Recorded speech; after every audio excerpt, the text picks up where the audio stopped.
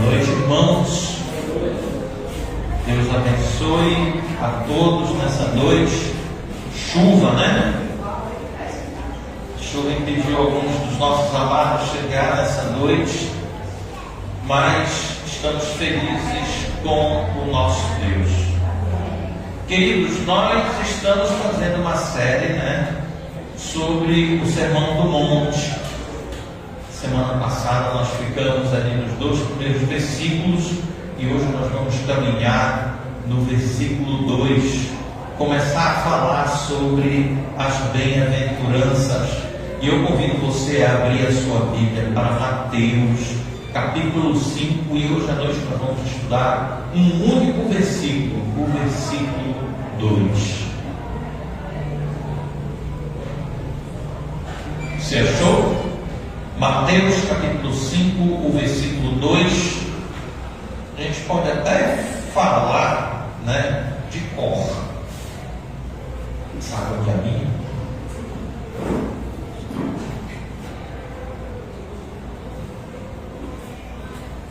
Vou até secar o psicólogo.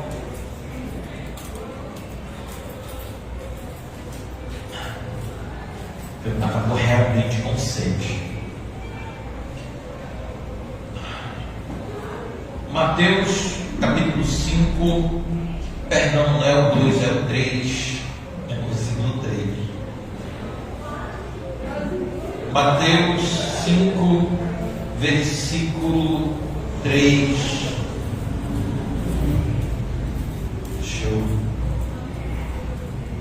abrir aqui a minha versão digital para a gente fazer essa caminhada hoje nesse único versículo que diz tanta coisa para a gente. Mateus capítulo 5, versículo 3. Muito bem. Diz o seguinte: felizes os pobres de espírito, pois o reino dos céus lhes pertence. Felizes os pobres de espírito, porque o reino dos céus lhes pertence. Amém?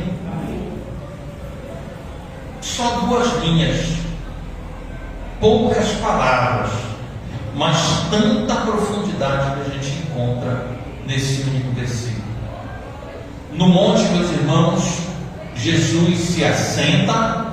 Eu imagino ele subindo ali a encosta daquela montanha, encontrando ali uma pedra que desce para ele sentar. Ele senta naquela pedra. Eu imagino os 12 sentando ao redor dele e a multidão, alguns da multidão ali por perto, tentando ouvir o que nosso Senhor tinha a falar.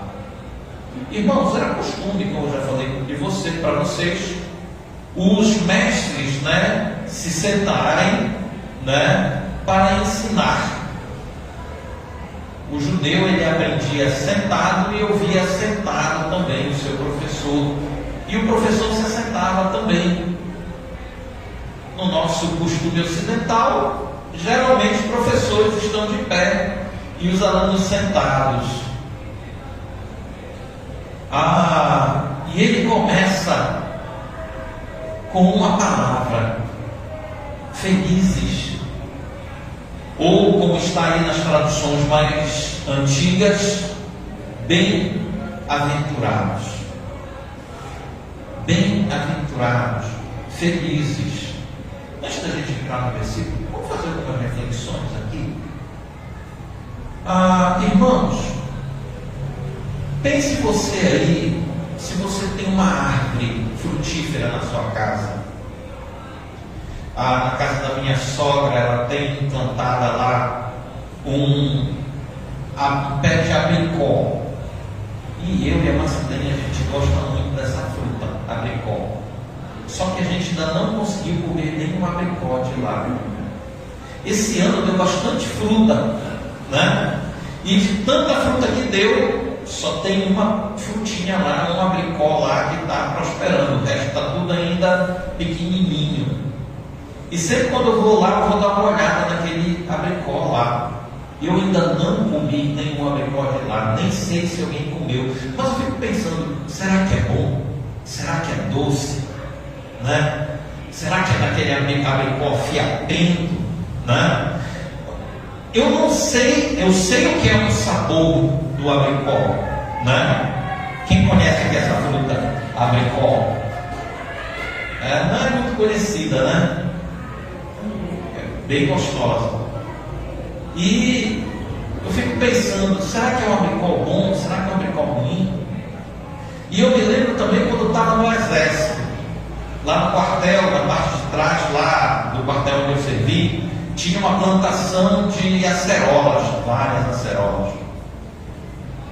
E às vezes de noite, quando estava de serviço ali, de noite, eu ia lá, saía do posto, ia lá para o meio das acerolas e ficava comendo acerola uma boa parte da noite. Era interessante, irmãos, porque tinha uma acerola que o fruto era extremamente doce.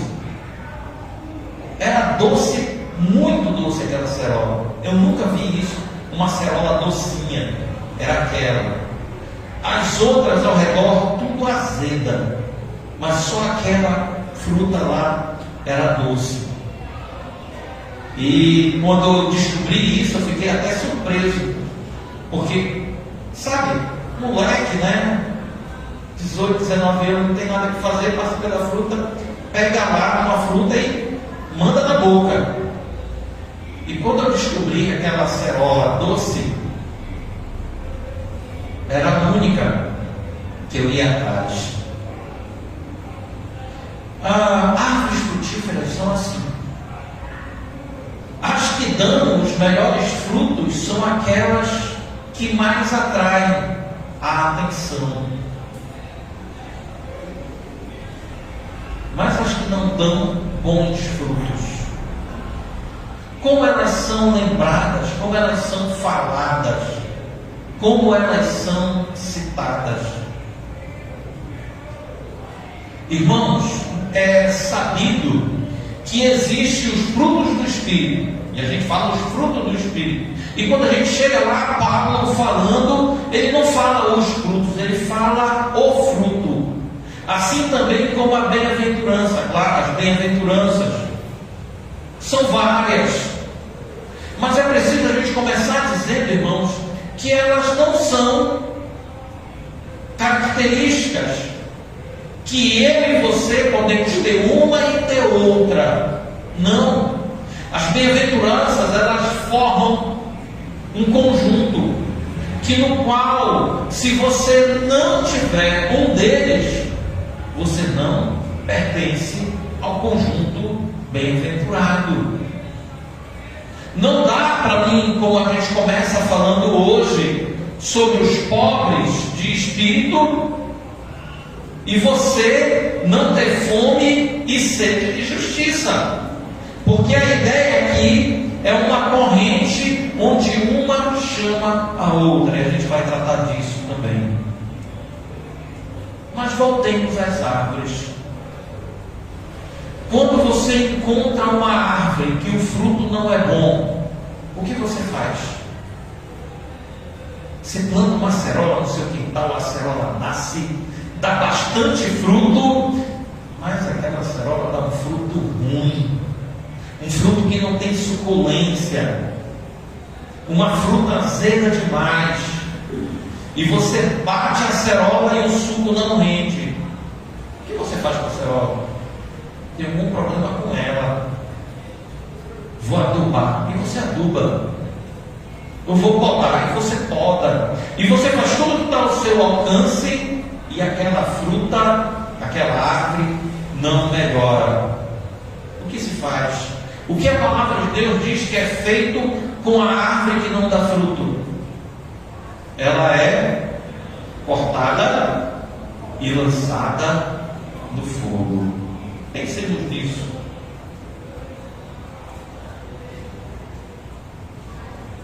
As bem-aventuranças, queridos, são o meio pelo qual nós podemos reconhecer a boa árvore. É o meio pelo qual nós podemos reconhecer os verdadeiros crentes. lado, como eu bem já disse, elas não são uma espécie de tabela que a gente pode começar a preencher. Já viu? Aquela tabela que você vai preenchendo lá, o que você quer, o que você não quer. Não. Como eu já disse, elas formam um conjunto que nós não temos opcionais. Ou é tudo, ou é nada. Talvez nós podemos olhar para as bem-aventuranças com um olhar simplista. E hoje à noite eu quero que quando a gente comece a olhar para os pobres de espírito, a gente começar a entender o que é realmente ser um pobre de espírito, ou como está aí na revista atualizada, os humildes. Não é? Está aí na revista atualizada, humildes. Mas antes, irmãos, o que é que significa bem-aventurança? Que palavra é essa? Feliz, pastor. O senhor acabou de ler aí no NVT e ele está aí na tela, feliz. Feliz os pobres, né? Irmãos, essa palavra, bem-aventurado, realmente quer dizer feliz. Feliz. Só que o termo, ele não quer dizer uma felicidade como a gente entende. Feliz, está feliz. E na outra hora a gente pode estar sério, não está feliz, está sério. Ou em outro momento está triste.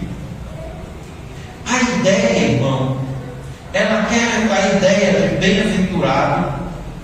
Ela designa, essa palavra designa uma felicidade completa. Alguém que é completamente feliz, independentemente da situação. Alguém que está num estado de plenitude, onde a sua felicidade não depende de situações. O bem-aventurado que Jesus usa é exatamente nesse sentido, de alguém que desfruta de um sentimento no seu coração que não depende de condições. Lembra do sofredor Jó? Lembra do sofredor Jó? Em toda a sua ruína, humanamente falando, em todos os seus dias de choro e de tristeza, ainda assim, em tudo aquilo, como ele se sentia com relação ao seu Deus? Deus deu, Deus tirou. Bendito seja Deus. O bem-aventurado é aquele que consegue, irmãos, experimentar uma satisfação em Deus, mesmo que tudo esteja dando errado ao seu redor. Está dando errado? O meu Redentor vive. Você não está condicionado à situação que você vive. Sim, como diz aquela música dos Titãs, rir de tudo é desespero. Não é isso. O feliz é aquele que está perfeitamente contente com o seu Deus. É um resultado de um relacionamento de confiança no seu Deus que extrapola as condições humanas.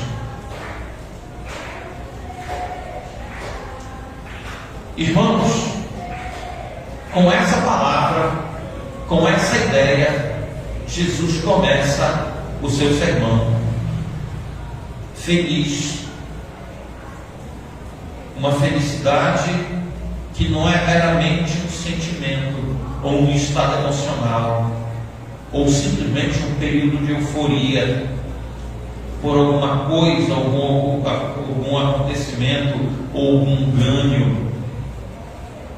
Essa felicidade é plena, é uma qualidade de quem é do reino.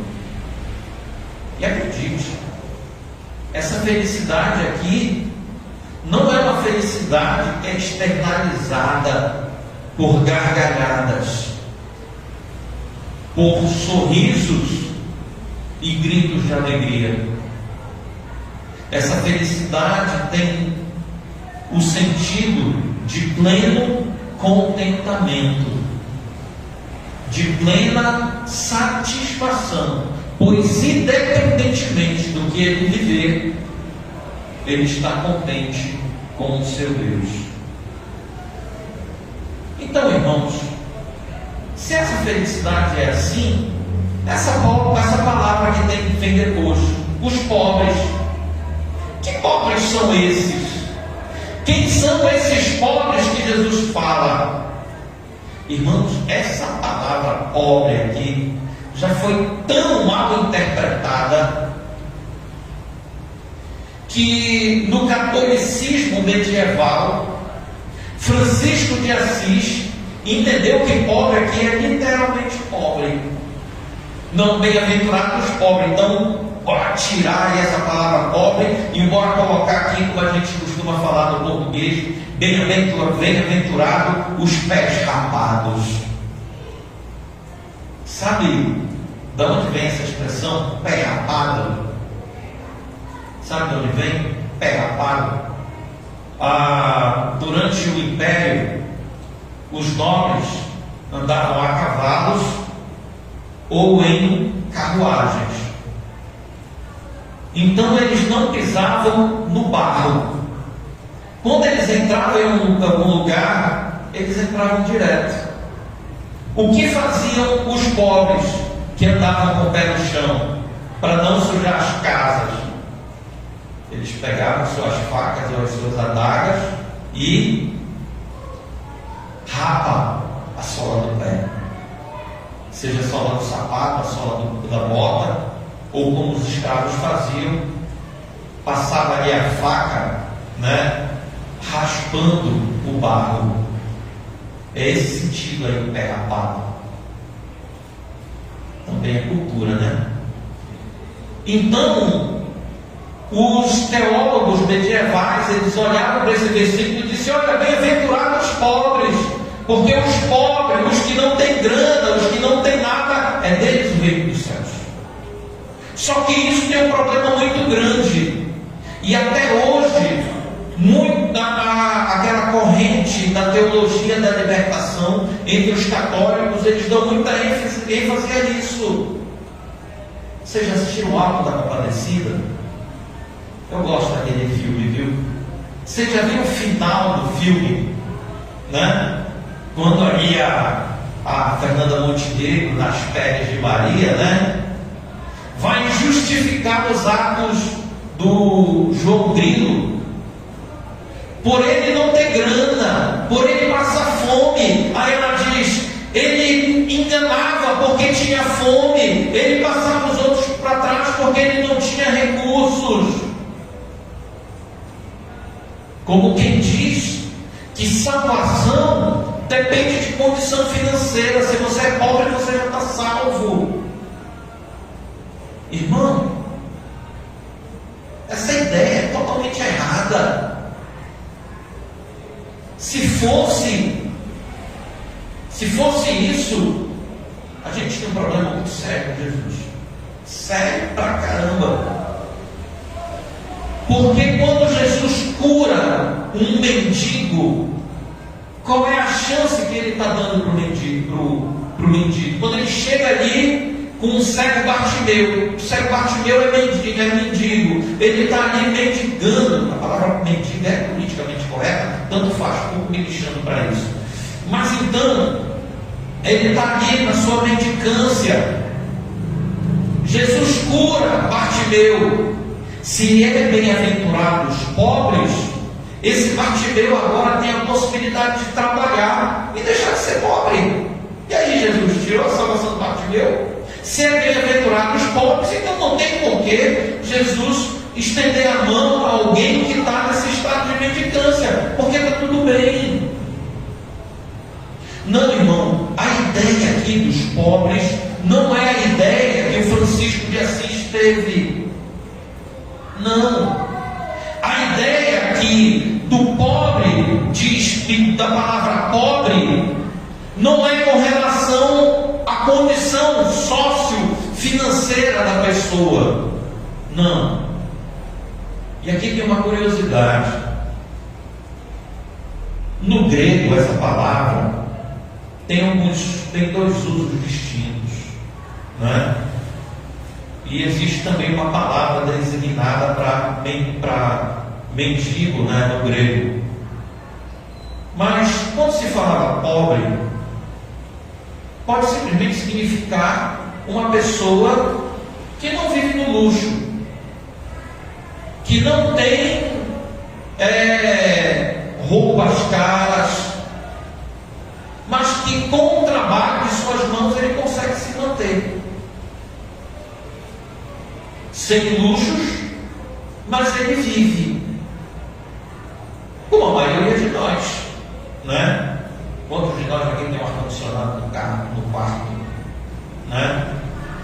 Alguns de nós têm condição de ter um carro, mas vocês mantêm o carro aos troncos e barrancos, né? Alguns têm uma bicicleta e mantêm a bicicleta, outros irmãos são afortunados de ter uma moto, mas outros de nós nem moto, nem bicicleta.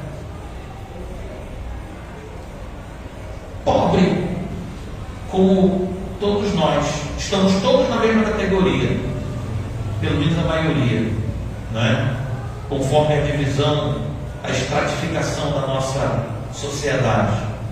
Mas o interessante é que muitas vezes, irmãos, alguma pessoa que tem um cascadinho a mais, ele vai o quê? Reclamar porque ele quer fazer alguma coisa que ele não tem dinheiro.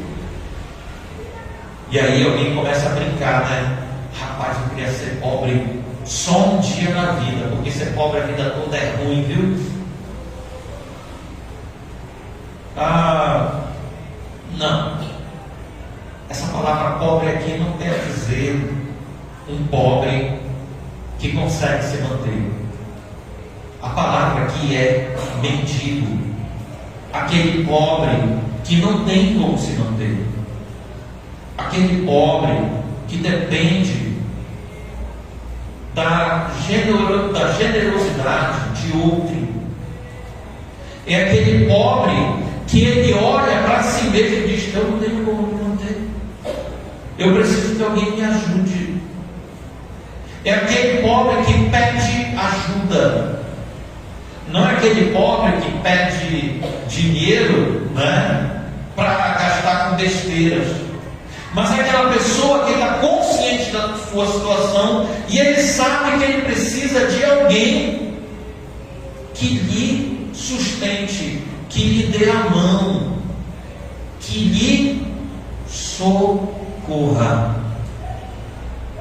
É aquela pessoa que olha para si mesmo e diz: eu não tenho condições. A palavra pobre aí quer dizer isso. Não é alguém que não tem grana, simplesmente. É alguém que olha para si e diz: eu não tenho condições. E ele não está falando de condições financeiras, porque os pobres aí são os pobres de espírito. São os pobres que sabem que não têm condições de se salvar, de salvar-se. Aquelas pessoas que compreendem que por seus próprios atos eles não têm condição alguma de se salvar. Jesus está falando disso realmente. De gente que está consciente da sua situação espiritual. Irmãos, pensem comigo. Quantos homens ricos são pessoas generosas? Eu sei de alguns. Gente que tem uma boa grana aí são muito generosos. Mas pensa aí, quantas pessoas menos abastadas, pessoas pobres, que são mesquinhas. Como diz o outro, apaga a luz com um coque, põe um sorrisal em cada lado da mão e atravessa a Baía do Guajará, chega do outro lado, o sorrisal está enxutinho, a mão é tão fechada, né? Irmãos, o problema não é a condição financeira. A ideia aqui não é essa ideia de miserabilidade, de ser escasso ou de ser generoso, mas como você sabe que você realmente é. Quantas pessoas se orgulham de ser o que são? Em Lucas nós encontramos Jesus contando a parábola de dois homens que sobem para o templo para orar. Um fariseu religioso e um pecador publicano. O fariseu, ele vai ao altar, e um detalhe, o fariseu, ele não ora como a gente ora, né? Quando a gente vai orar, como é que a gente faz? Vamos ficar de pé, irmãos, vamos orar. O dirigente nem precisa falar, né? Todo mundo vai, baixa a cabecinha, né? Fecha o olho e baixa a cabeça. O fariseu não. O fariseu, quando ele vai orar, ele pega, ele levanta a cabeça, olha para cima e levanta as duas mãos e ora. E como o fariseu ora: Senhor, eu te dou graças, eu te agradeço, porque eu não sou um pecador igual a esse publicano. Eu dou o meu dízimo, eu faço isso, eu faço aquilo. O publicano não tinha nem coragem de levantar os olhos para o céu, mas de olhos fechados, batia contra a mão no seu próprio peito e dizia: Senhor, sê propício a mim, que sou um pecador. Qual desses dois homens era pobre de verdade? O fariseu, estribado no que ele era, se vangloria da sua religiosidade. Irmãos, aqui não tem lugar para rico de espírito. Aqui só tem lugar para pobre de espírito, para gente que olha para si mesmo e diz: eu dependo do Senhor. Não é a minha religião que me justifica, mas o meu Senhor. Por isso o homem religioso se vangloria: eu dou meu dízimo, eu faço isso, eu faço aquilo, outro, eu canto, eu oro, eu não dou só meu dízimo, eu dou minha oferta, eu faço isso, eu faço aquilo, eu viro carambela e eu rodo e sei lá o que mais. O pecador simplesmente olha para si mesmo e diz: ser propício a mim. O pobre de espírito, a primeira característica dele, irmãos, é que ele sabe quem ele é. Por isso vem a pergunta: quem você é? Você é quem? Você se sente a última bolacha do biscoito do pacote? Aquela bolacha que é disputada? Aquela bolacha que os irmãos brigam para pegar ela?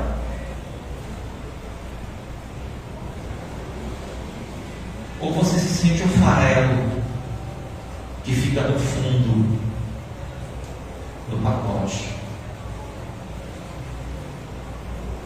Porque o farelo, na maioria das vezes, ele é amassado junto com o pacote e jogado fora.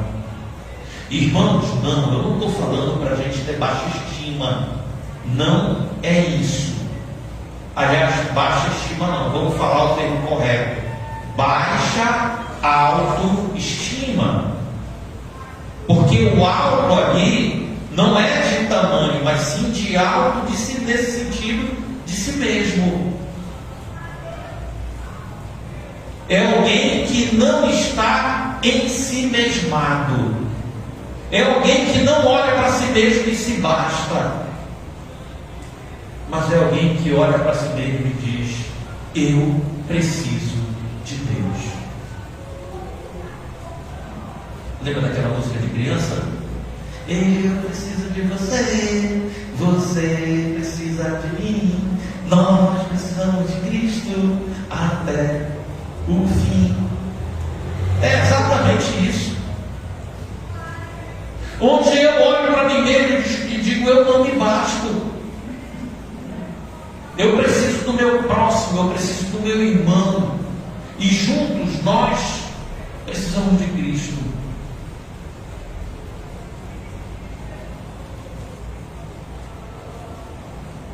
A ideia aqui não é de viver com baixa autoestima, mas também não é para você ser arrogante. Eu sou um crente batista, eu dou dízimo, eu dou a oferta, eu contribuo com missões. Amém. Você tem que fazer tudo isso. Não porque você é bonzinho, não porque você é bacana, não porque você é o cara mais legal da terra, o super crente, que Deus olha lá em cima e diz: nossa, como é que é bacana. Não. Eu e você só estamos nesse caminho porque o Senhor nos trouxe a Ele, porque Ele nos buscou. Irmão, dá uma olhada antes disso, em Filipenses capítulo 3,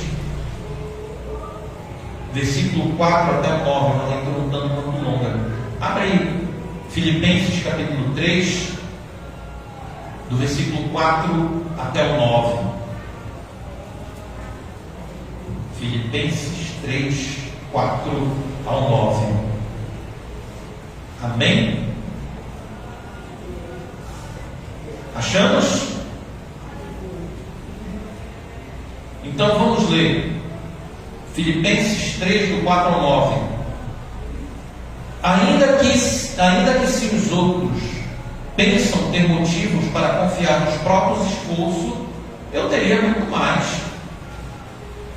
Fui circuncidado com 8 dias de vida. Isso é Paulo falando de si mesmo. Fui circuncidado com 8 dias de vida. Sou israelita de nascimento, da tribo de Benjamim, um verdadeiro hebreu. Era membro dos fariseus, extremamente obediente à lei judaica. Era tão zeloso que perseguia a igreja, e quanto à justiça, cumpria a lei com todo rigor. Pensava que essas coisas eram valiosas, mas agora o considero insignificantes por causa de Cristo. Refúgio. Sim, todas as coisas são insignificantes comparado ao ganho inestimável de conhecer a Cristo Jesus, meu Senhor. Por causa dele, deixei de lado todas as coisas e as considero menos que lixo, a fim de poder ganhar a Cristo e ser nele encontrado. Não conto mais com a minha própria justiça, que vem da obediência à lei, mas sim com a justiça que vem pela fé em Cristo, pois é com base na fé que Deus nos declara justos. Olha Paulo se declarando pobre de espírito. Paulo corria, obedecia a todos os ditames da religião judaica. Paulo alcançava uma vantagem grande sobre os outros jovens de sua época. Era um menino prodígio, um homem que se bastava. Eu sou bom, eu sou o cara. Mas ele olha para tudo isso e diz: lixo. Eu não sei, irmão, como é a sua vida com Deus. Eu não sei como é a sua caminhada, como você se vê, como você se enxerga, como você se ouve. Mas eu e você não podemos nos encontrar na situação de nos sentir ricos, mas somente na condição de nós nos sentirmos mendigos, mendigando na porta do nosso Deus, tal qual a leitura que foi feita hoje. Um doce para quem se lembrar da leitura que foi feita hoje, durante o culto, a primeira leitura. Foi quem? Quem era o personagem? Gente, a mulher Serofenícia, a mulher que não era judia, que foi até Jesus. Jesus dá uma resposta para aquela mulher esquisita, uma resposta esquisita, a gente não consegue ver Jesus dando aquela resposta. Eu não posso tirar o pão da mesa das crianças e dar os cachorrinhos. Qual é a resposta que a mulher dá para Jesus? Qual é a resposta? Mas os cachorrinhos comem das migalhas que caem. Irmão, você já viu essa cena? Você tem um cachorrinho e você tem um filho pequeno. Na hora do almoço, seu filho vai dar aquela lapa no bife e dá para o cachorro, né? Até eu faço isso. A gente tem um gatinho uma gatinha lá em casa. No café da manhã, ela chega e pede um pedacinho de pão e sempre ela ganha um pedacinho de pão dele. É essa figura. E essa mulher não se ofende com a palavra que Jesus dá para ela. Qual a resposta? Os cachorrinhos comem das migalhas. Essa mulher não se estribou no que ela poderia pensar ser. Não, pera lá, Jesus, eu sou mulher, você tem que me respeitar. Ô Jesus, que grosseria é essa? Está me chamando de cachorra? Não. Jesus. Mas os cãezinhos, os cachorrinhos comem das migalhas que caem. Olha aí um exemplo de alguém que é pobre.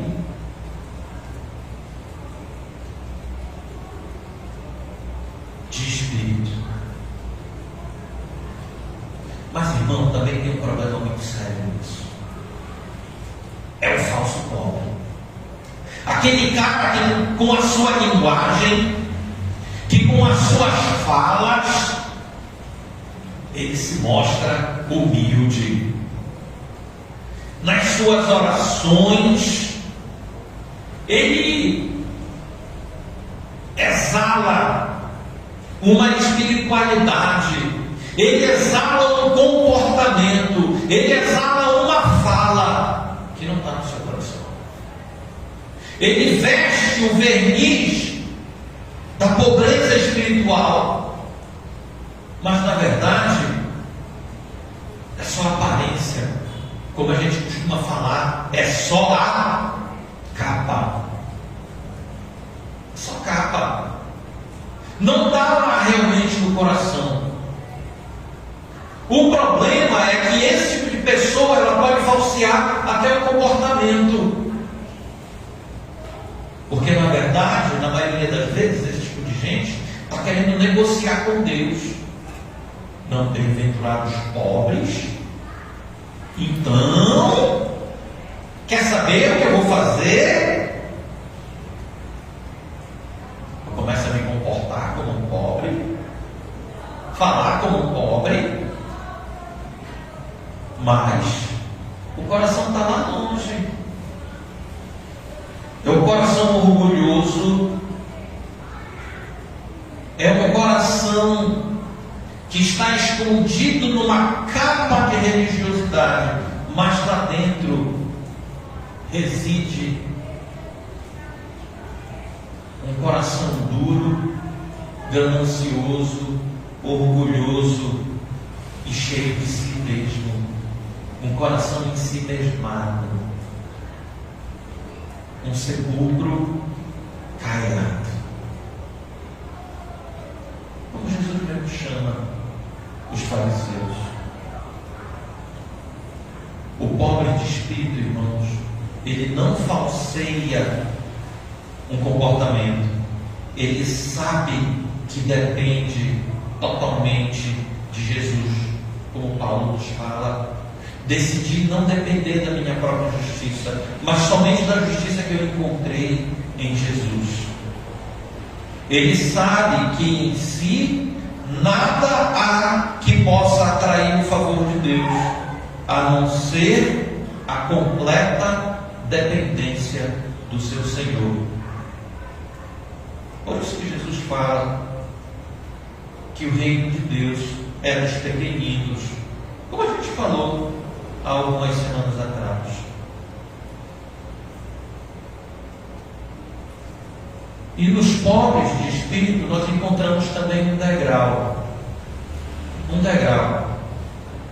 Irmãos, Jesus, Ele é o melhor professor que existe. A didática de Jesus é uma didática incrível. Vocês já pensaram se Ele começa as bem-aventuranças por bem-aventurados que choram? Vocês já pensaram se Jesus começa falando bem-aventurado os que têm fome e sede de justiça? Se Ele começa falando bem-aventurados que têm coração puro, a gente ia ter um problema muito grande. Porque tudo isso pode ser falseado. Tudo isso o crente como um homem religioso pode falsear.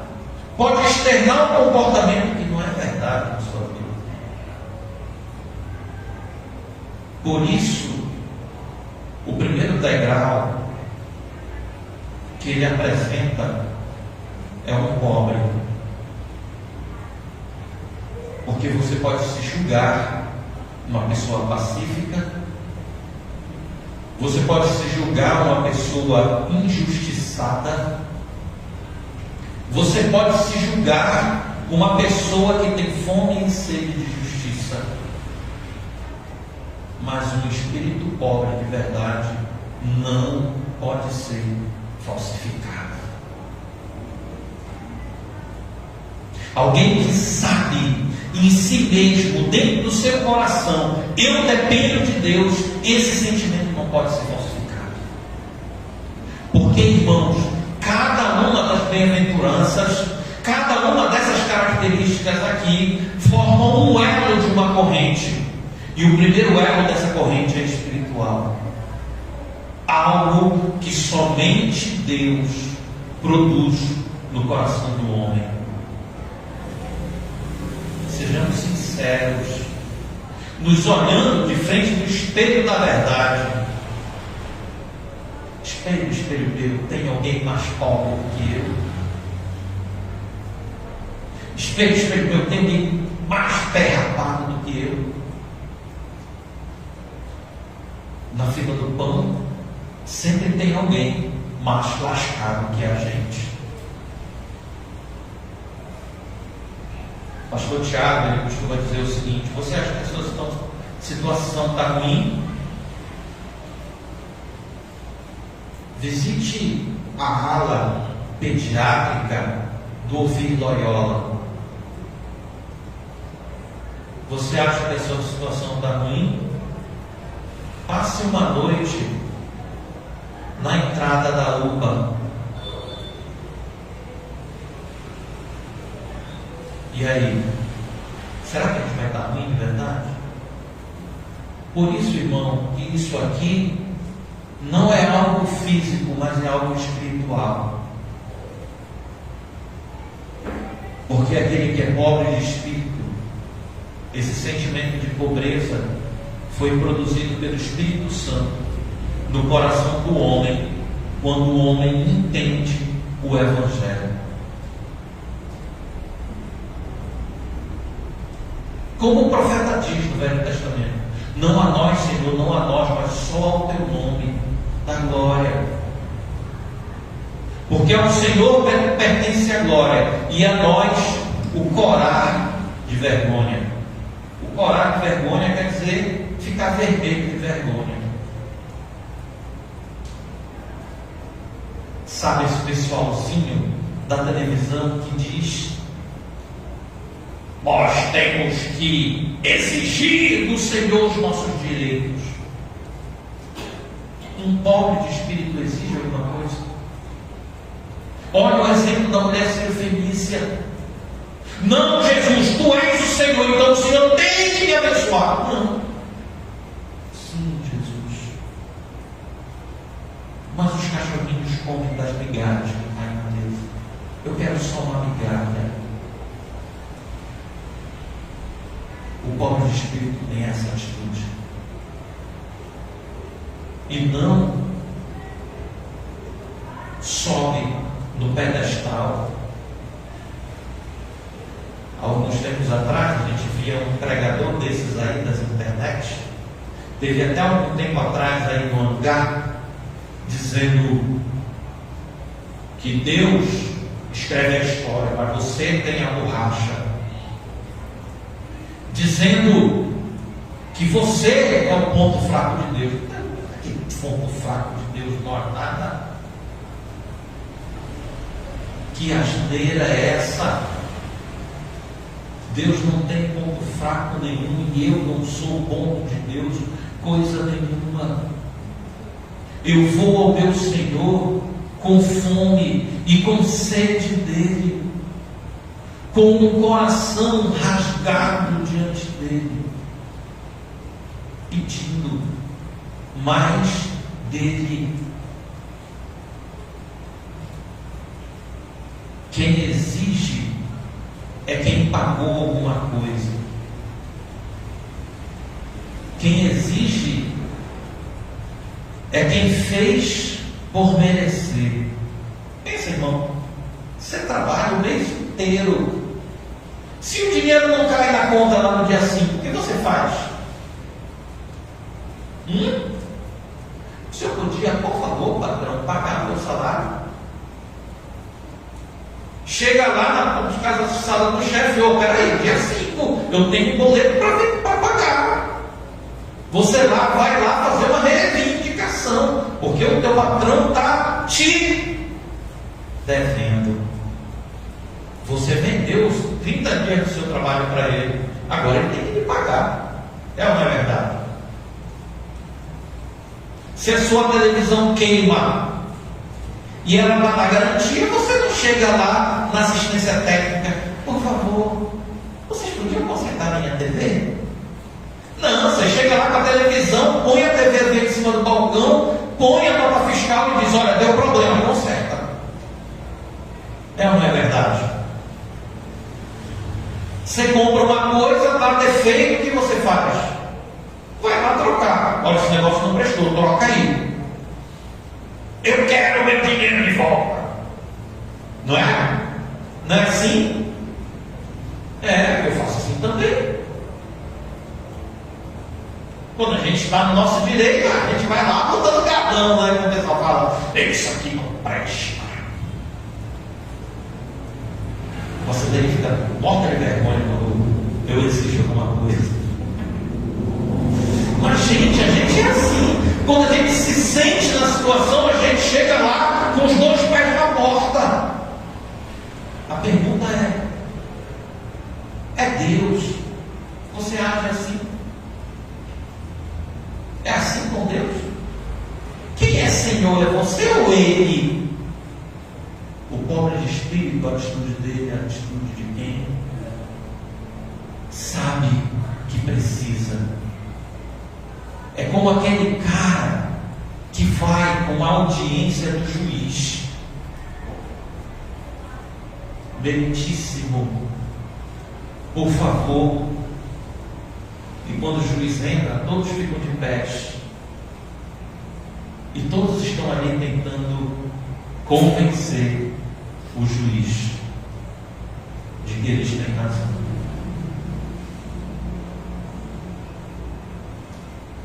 Irmão, Jesus começa pelos pobres de espírito, porque Ele sabe que mesmo o homem conhece a si mesmo. É ou não é verdade? Todo mundo aqui lindo e maravilhoso, calado, mas com atenção. E só é Deus e vocês sabem o que está passando nessas cabecinhas agora. É ou não é verdade? Talvez alguém esteja pensando aí, que horas esse gordinho barbudo vai parar de falar que eu quero ir para casa? Talvez alguém esteja pensando, oh meu Deus, seja verdade em nome de Jesus. Fala mais, pastor, que eu quero ouvir. Talvez alguém esteja pensando, eu não estou entendendo nada. Repete tudo. Está gravado, é só você ir lá no Facebook e assistir novamente. O que você sabe que você é de verdade, só você e Deus sabem. Por isso que ele começa pelos pobres de espírito. Você, irmão, precisa saber quem você é.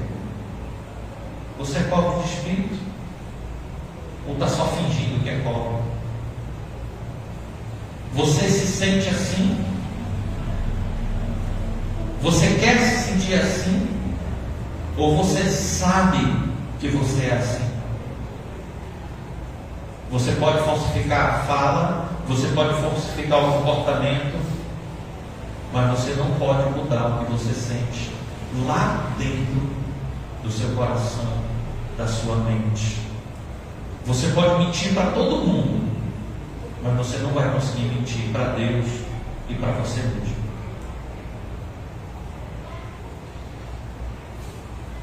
Alguém uma vez disse, irmão, que o Evangelho é isso.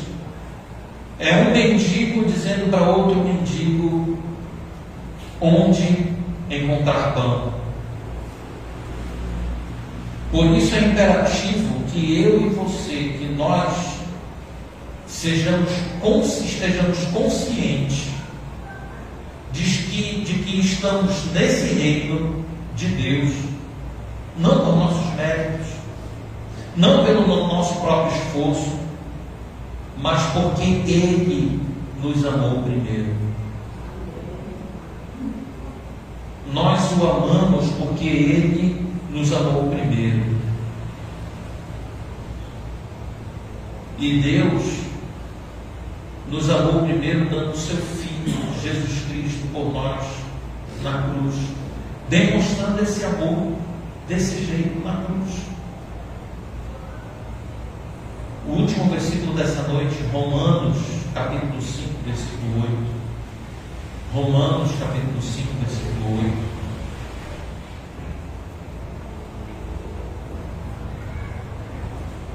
Romanos 5, 8.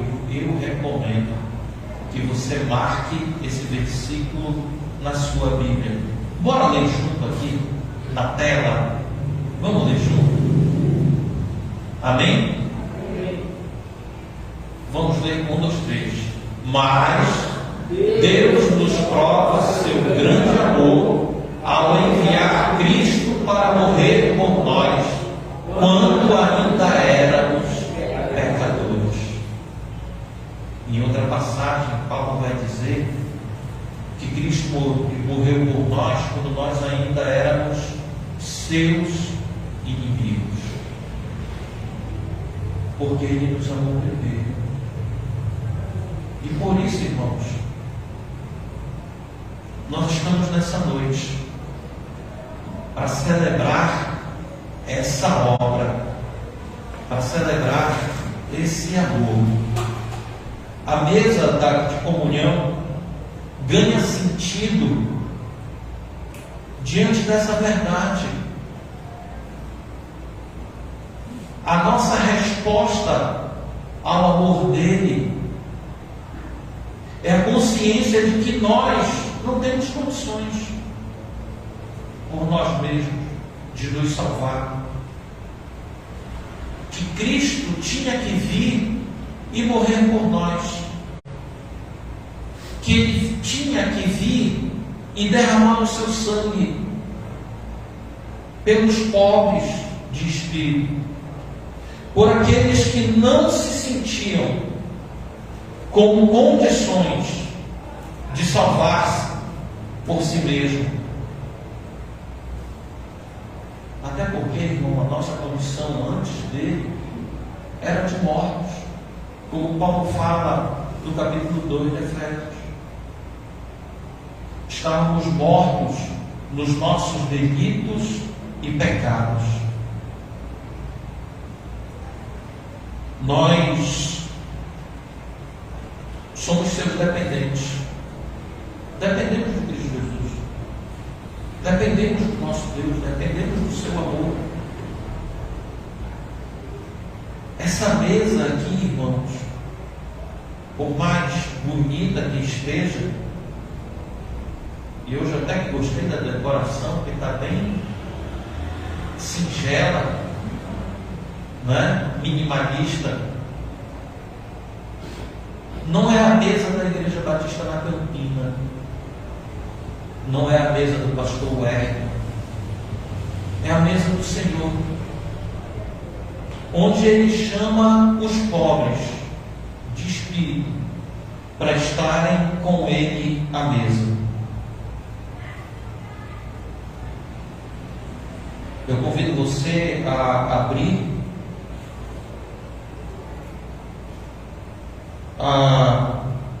para 1 Coríntios capítulo 10. Eu quero ler alguns versículos aqui com vocês nessa noite. 1 Coríntios capítulo 10, o versículo 16. Aliás, vamos ler a partir do versículo 14. 1 Coríntios 10, 14. Amém? Achamos 1 Coríntios 10, 14. Portanto, meus amados, fujam do culto aos ídolos, fujam da idolatria, fujam da idolatria. Falo isso, vocês são pessoas sensatas, julguem por si mesmo se o que eu digo é verdade. Quando abençoamos o cálice e a mesa, não participamos do sangue de Cristo. E quando partimos o pão, não participamos do corpo de Cristo. Como há somente um pão, embora sejamos muitos, todos comemos do mesmo pão, mostrando que somos um só corpo. Eu gosto mais de chamar para essa mesa de mesa de comunhão. Cristo Jesus é o cabeça da igreja e nós somos o seu corpo. O pão que partimos é a comunhão do corpo de Cristo. O cálice da bênção que abençoamos não é a comunhão do sangue de Cristo. Nós, juntos, pobres de espírito, partindo do seu corpo e do seu sangue. Claro, irmãos, daqui a pouco nós vamos estar orando, fazendo a consagração desses elementos, e acreditem, eles não vão se tornar carne e sangue de Cristo. Vai continuar sendo suco de uva, vai continuar sendo pão que foi comprado numa padaria. O que fazemos, irmãos, é um memorial disso, da obra que Cristo fez por nós. E quando Paulo instrui a igreja dos Coríntios sobre isso, ele lembra da mesa, ele lembra do pão e do cálice, que partilhamos juntos. E, irmãos,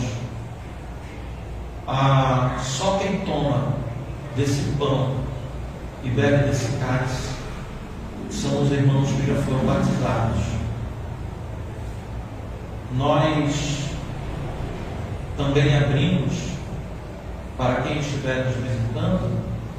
Se você é de outra igreja evangélica, né, e foi batizado, você tem liberdade de tomar do pão e beber desse do vinho.